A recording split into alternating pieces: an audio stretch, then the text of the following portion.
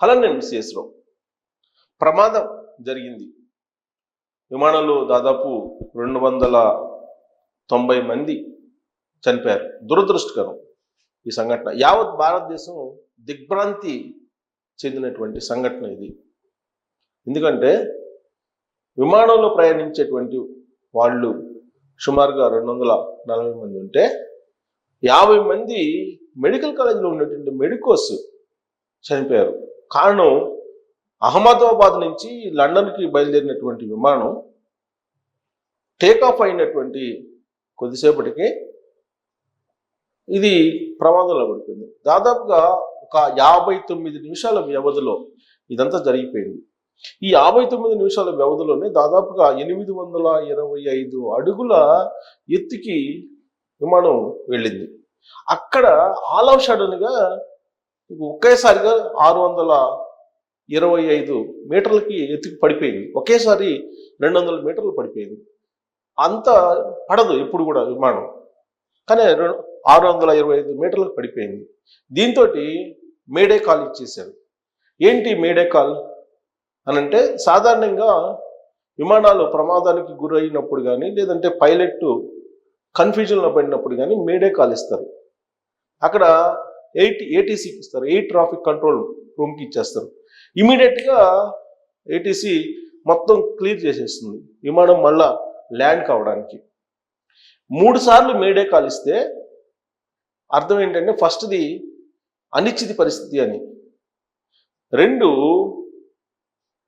ప్రమాదంలో ఉన్నామని, 3 అత్యంత ప్రమాదంలో ఉన్నామని. అంటే 3 సార్లు మేడే కాల్ ఇస్తే, మే డే అంటే ఫ్రెంచ్ భాషలో సాయం చెయ్యండి అని తెలుగులో, ఫ్రెంచ్ భాషలో మేడే అంటారు. మేడే కాల్, మేడే అంటే సాయం చేయండి అని తెలుగులో. ఫ్రెంచ్ నుంచి వచ్చింది ఆ వర్డ్. దాన్ని వాడుతూ ఉంటారు, ఎప్పటి నుంచో వాడుతుంటారు. కొన్ని దశాబ్దాలుగా ఆ వర్డ్ని వాడుతూ ఉంటారు. దాదాపు 1920 నుంచి అది వాడుతున్నారని చెప్పి చెప్తూ ఉన్నారు. సరే, ఆ కాల్ చేశారు అక్కడ పైలట్ చేసినప్పుడు ఏటీసీ అలర్ట్ అయిపోయింది. అలర్ట్ అయిపోయి ఆ విమానానికి ఎక్కడైనా సరే ల్యాండ్ కావడానికి క్లియరెన్స్ ఇచ్చేసింది. కానీ ఒక్కసారిగా అది దూసుకు వెళ్ళి ఆ మెడికల్ కాలేజ్ మీద పడి ఒక్కసారి బ్లాస్ట్ అయింది. సో దాంతో అక్కడ చదువుకుంటున్నటువంటి వాళ్ళు స్టూడెంట్స్, వైద్య విద్యార్థులు, వాళ్ళు 50 మంది చనిపోయారు. వీళ్ళు 290 మంది ప్రమాదంలో చనిపోయారు. వెరసి 290 మంది చనిపోవడానికి ఈ సంఘటన కారణమైంది. ఒక్క అతను బతికాడు. దాంట్లో అతను కొంత వివరాలు చెప్తూ ఉన్నారు. అయితే ఈ ప్రమాదం జరిగిన తర్వాత అసలు ఎందుకు జరిగింది, ఎలా జరిగింది, ఎక్కడ మిస్టేక్ జరిగింది అనే దాని మీద రకరకాల అనుమానాలు వస్తూ ఉన్నాయి. పైలట్ అనుభవజ్ఞులైనటువంటి వాళ్ళు, ఒకళ్ళేమో 8200 కిలోమీటర్లు విమానాన్ని నడిపినటువంటి అనుభవం ఉంది. మరొకరికేమో దాదాపు 1100 కిలోమీటర్లు ఈ విమానాన్ని నడిపినటువంటి అనుభవం ఉంది కో పైలట్కి. మరి అనుభవం ఉన్నటువంటి వీళ్ళు ఎలా ఈ ప్రమాదం నుంచి బయటపడటానికి ప్రయత్నం చేయలేదా అనేది ఒకటైతే, రెండేంటంటే అసలు ఈ విమానం టేకాఫ్ కావడానికి సిద్ధంగా ఉన్నటువంటి విమానమా, లేదంటే ఆల్రెడీ రిపేర్లో ఉన్నటువంటి విమానం అంటే కొన్ని సాంకేతికపరమైన లోపాలు ఉన్నాయి. అయినప్పటికీ కూడా దీన్ని వాడారు అనేది కూడా వినిపిస్తుంది. ఇక విమాన ప్రమాదం జరిగిన వెంటనే అది ఎందుకు జరిగిందని తెలుసుకోవడానికి బ్లాక్ బాక్స్ ఉంటుంది. ఈ బ్లాక్ బాక్స్లో చివరి నిమిషంలో ఎలా మాట్లాడుకున్నారు, అంతకుముందు 2 రోజులు ఏం మాట్లాడుకున్నారు అనేది నిక్షిప్తమై ఉంటుంది. అది కనుక వస్తే ఖచ్చితంగా కొంత సమాచారం వచ్చే అవకాశం ఉంది. ఇక కాక్పిట్లో ఉండేటువంటి సమాచారం ఉంటుంది. ఈ రెండిట్లో ఏది వచ్చినా కొంత సమాచారం వచ్చేస్తుంది. కానీ బ్లాక్ బాక్స్ కనిపించట్లా. ఇప్పటి వరకు బ్లాక్ బాక్స్ అనేది కనిపించట్లా. దీంతో చాలా అనుమానాలు. ఇప్పుడు ఏవియేషన్కి సంబంధించిన నిపుణులు ఏం చెప్తున్నారండి అంటే, ఫ్యూయల్లోనే కల్తీ ఫ్యూయల్ నింపారు. దాంట్లో దాదాపు 1,20,000 లీటర్ల వరకు నింపారని అంటున్నారు. కల్తీ ఫ్యూయల్ని నింపినందువల్ల ఈ ప్రమాదం జరిగి ఉండవచ్చు అనేది ఒక అనుమానం. 2, టేక్ ఆఫ్ అయిన తర్వాత వింగ్స్కి పక్షులు ఒకవేళ తగిలి ఉండొచ్చు అనేది. ఎందుకనంటే అది కూడా ఎందుకు భావిస్తున్నారంటే ఈ విమానం ప్రమాదం జరిగిన చోట దాదాపు 50 పక్షులు చనిపోయి ఉన్నాయని చెప్పి లేటెస్ట్గా నేషనల్ మీడియాలో వస్తున్నటువంటి న్యూస్. ఒకే చోట 50 పక్షులు ఎందుకు ఉంటాయి? సాధారణంగా మనం ఆకాశం వైపు చూస్తే కనుక కొన్ని సందర్భాల్లో గుంపులుగా వెళ్తూ ఉంటాయి పక్షులు. ఆ పక్షుల గుంపులు ఢీకొన్నందువల్ల ఈ ప్రమాదం జరిగిందా అనేది రెండో అనుమానం. ఇక మూడో అనుమానం ఏంటంటే ఈ విమానం కూలిపోయిన తర్వాత కాక్పిట్లో చూస్తే కనుక గేరు డౌన్ చేసే గేర్ వేసి ఉంది. ఒకసారి టేకాఫ్ అయిన తర్వాత డౌన్ గేర్ అనేది ఉండకూడదు, కానీ డౌన్ గేర్ ఎందుకు వేసింది? పొరపాటున ఆ గేర్ ఏమైనా మిస్ అయిందా? సాధారణంగా టేకాఫ్ కాగానే గేర్ లోపలికి పోతుంది అట, కానీ ఆ గేరు కిందకి వేసింది. అలా ఎందుకు వేస్తున్నారు అనేది రెండో డౌట్. ఇక మూడో ఏంటి, దీనికి సంబంధించినటువంటి మెయింటెనెన్స్.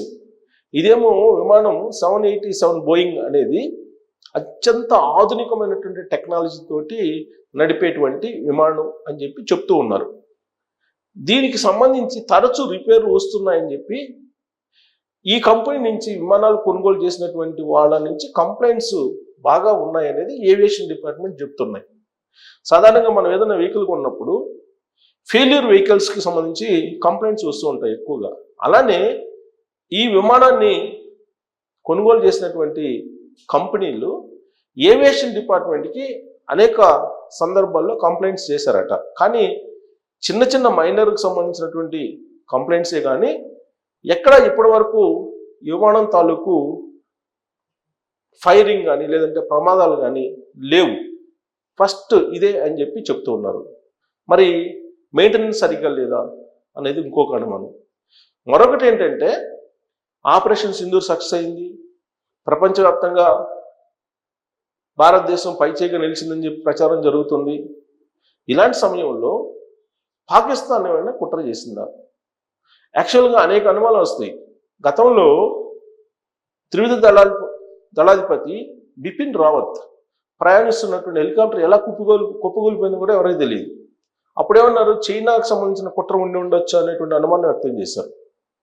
ఇప్పుడు ఈ విమానం కూలిపోవడం వెనుక పాక్కు సంబంధించినటువంటి కుట్ర ఏమన్నా ఉందా అనేటువంటి అనుమానం కూడా ఉంది.